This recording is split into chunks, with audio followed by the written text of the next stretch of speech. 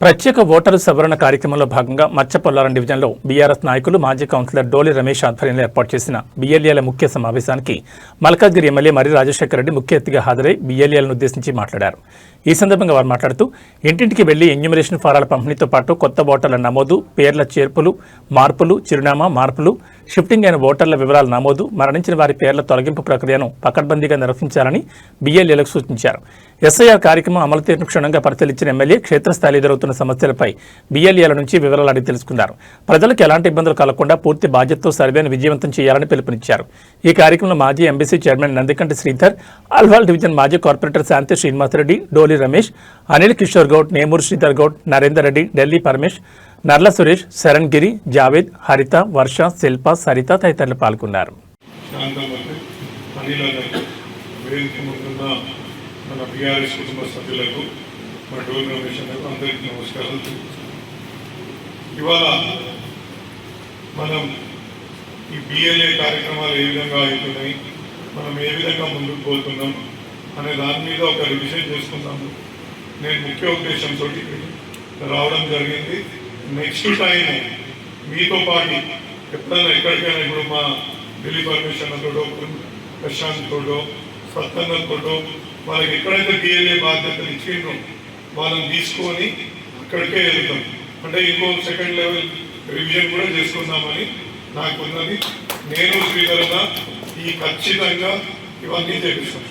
ఎందుకంటే నేను అన్ని డివిజన్లలో చూసినా మీ డివిజన్లో కూడా నేను గ్యారంటీగా అనుకుంటున్నా, మనం తప్ప వేరే పార్టీ వాళ్ళు ఎవరన్నా తిరుగుతుండ్రా, బీజేపీ వాళ్ళు కానీ కాంగ్రెస్ వాళ్ళు కానీ.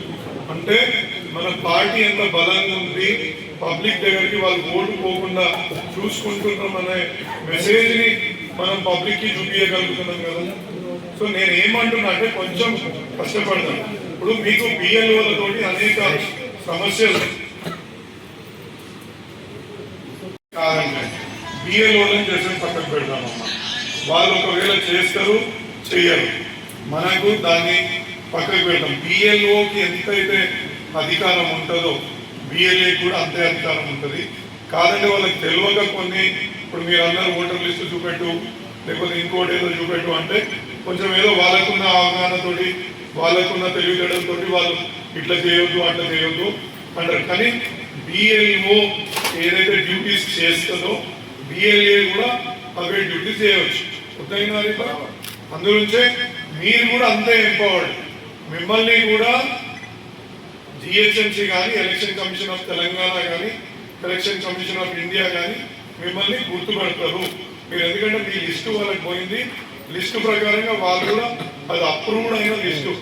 ఇందులో ఇక మీరు కూడా ఒక సెమీ అఫీషియల్స్ లెక్కనే. కాదంటే ఇంకా అనేక సమస్యలు వచ్చినప్పుడు మనం ఏం చేయాలా అనేది ముఖ్యంగా మనం తెలుసుకోవాలి. వాళ్ళకి రానియర్, జనరల్ ఎలక్షన్ పోతే రానియర్ బయటకండి. ఇప్పుడు వాళ్ళ పర్పస్కే పోతున్నాం కదా మనం. అయ్యా మీ గురించే వస్తున్నాం, మీ ఓటు గురించి వస్తున్నాం. లేకపోతే మేము ఇండియన్ గవర్నమెంట్ ఈ ఓటు లేకపోతే గుర్తించదు. రేపు ఏమైనా సంక్షేమ పథకాలు ఉంటే కూడా మీకు రావు. రేపు ఏదైనా పెన్షన్ రావాలి, డబుల్ బెడ్రూమ్ రావాలి, ఇంకోటి రావాలంటే ఓటే లేకపోతే ఇవన్నీ అడిగేకి వస్తాయి. కాబట్టి ఓటు చేర్చుకోవాలనేది మనం మోటివేట్ చేసుకోగలిగితే వాళ్ళ దాకా మనం రీచ్ అవుతాం. కాబట్టి మనం ఎవరిని గుర్తుపడతాం, పోయి పనిచేసుకోవాలని గుర్తుపెట్టుకుంటాం కదా మనము. ఇంకోటి ఈ మధ్యలో ఒక టాక్ ఏంటంటే మైనారిటీస్ అంతా కాంగ్రెస్ తీసుకుపోతున్నారు. నేను నేర్చుకొని వచ్చింది చెప్తున్నాను, నేనే ఇప్పుడు నేర్చుకున్నాను. ఒకవేళ ఇప్పుడున్న ఎలక్షన్ రూల్స్ లో మీ బిడ్డలో కొడుకులో కార్డు ఉందక్క, శిల్పక్క కార్డు ఉంది, ఓటు ఉంది, బట్ అది మళ్ళీ ఎలక్షన్ రూల్స్ లో లేదు. అప్పుడు ఏం చేయాలి? దానికి ఇప్పుడు నాకు ఫిరోజ్ ఏం చెప్పిందంటే, అన్న డీసీ ఆఫీస్లో పోయి కంప్లైంట్ చేయాలా. డీసీ ఆఫీస్ కంప్లైంట్ అయిపోయినాక సికింద్రాబాద్ కంటోన్మెంట్ మన కోర్టు భవనం ఉంది కదా, అక్కడ పోయి కూడా మనం అంటే కంప్లైంట్ ఫైల్ చేస్తే మనకు అది ఇచ్చేస్తారు అని చెప్పేసి వాళ్ళు చెప్పడం జరిగింది. సో నేను ఏమంటున్నా అంటే బిఎల్ఓలు వాళ్ళు గవర్నమెంట్ తరఫున వస్తారు, నీ ఓటు ఉందా ఓటు లేదా వాళ్ళకి అప్రస్తుతం. మనకు మాత్రం మనం అందరూ బిల్డింగ్ కట్టుకోవాలంటే మన వాళ్ళని అందరినీ మనం జాగ్రత్తగా ఓట్లు వేయించుకోవాలా లేదా, వాళ్ళందరికీ ఉండాలా లేదా, వాళ్ళు పైసలు లేకుండా శక్తి నీకు ఉంటే ఫస్ట్ టైం ఓటర్ మనకే ఓటు వేసే అవకాశం ఉంటుంది. ఎందుకంటే వాళ్ళకు ఎక్కువ రాజకీయం తెలియదు. అరే మా పవనన్న నా ఓటు చేపించిందనే కొంచెం ఆ యొక్క ఏమంటారు గుర్రాత అంటారు వాళ్ళు కృతజ్ఞత భావం వెలిబుచ్చుతారు, రైట్. కానీ నువ్వు ఆ 30 ఓట్ల ఇంటి నంబర్లు, ఈ ఇంటి నంబర్ మీద ఈ ఫ్లోర్లో లేకపోతే ఈ అపార్ట్మెంట్ నంబర్ల మనం నోట్ చేసుకోలేదు అనుకో, చాలా మంది ఏమంటారు అంటే బిఎల్ఓ దగ్గర ఉంది కదా అని మాట్లాడతాం. మళ్ళా మీకు అందరికి తెలుసు బిఎల్ఓ ఎట్లా పనిచేస్తుంది, రైట్. సో మీరు ఎంట్రీ చేసుకోండి.